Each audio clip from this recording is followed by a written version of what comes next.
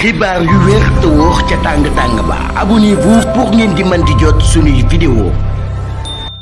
dal leen ak jàmm seen chaîne bi di Buzz 221 HD kii di Cheikh Bara Ndiaye te ako personnalité politique bu kenn dootu présenté ci réew mi di Sénégal démb biir assemblée nationale yëkkati na ay kàddu daal di koy jëmale ci importance su ñett projet de loi yi nga xam ne moom lañ fa daan voté. si li ni mel kii di Cheikh Bara Ndiaye ne bu jiitu woon ci ñeent projet de loi yooyee moom mooy daal dina ñuy jële ci réewu Sénégal OFNAC bu fi nekkoon bi nga xam ne moom la Serigne Bassirou Gueye di daan jiite daal di koy remplacer ak OFNAC bu bees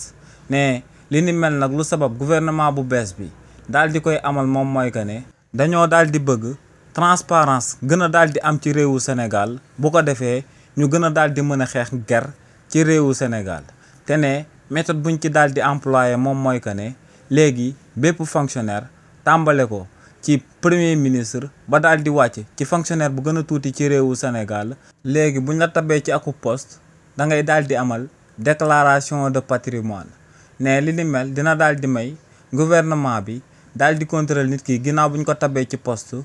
jëmale ko ci xaalis bu mu yore woon ginnaaw bañ ko daan tabb ci poste boobee ak tamit kookee buy génn ci poste bi day amalaat déclaration de patrimoine bu ko defee ñu daal di xayma tamit ñaata la daal di génnee ci poste boobee. ne tamit ñaareelu projet de loi bu ñu voté woon biir assemblée nationale dañ koo daal di voté ngir daal di aar ñiñ dippee lanceur d'alerte yi maanaam ñi nga xam ne ñoom ñooy daal di yoole. nee nag lu leer ba am moom mooy que ne ci réewu Sénégal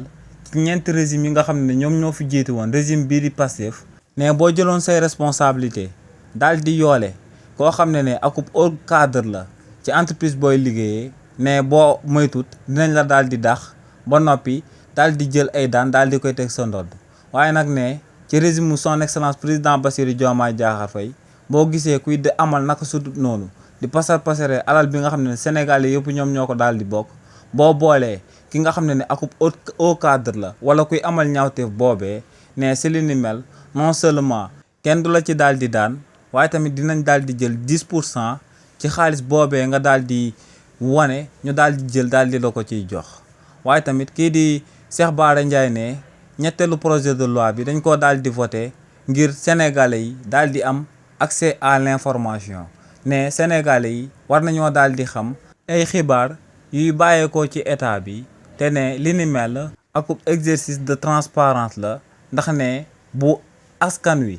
amee information jëmale ko ci nu état bi di doxee ne li ni mel dina daal di gën a ibbi seen xel jëmale ko ci bépp coow bu fi am ci réewu Sénégal te ne loolee moom mooy exercice de transparence bi nga xam ne moom lañ daal di voté ci ñetteelu projet de loi bi nga xam ne proposé woon nañ ko biir assemblée nationale. xibaar yu wér te wóor ca tàng-tàng ba abonnez-vous pour ngeen di mën di jot suñuy vidéo.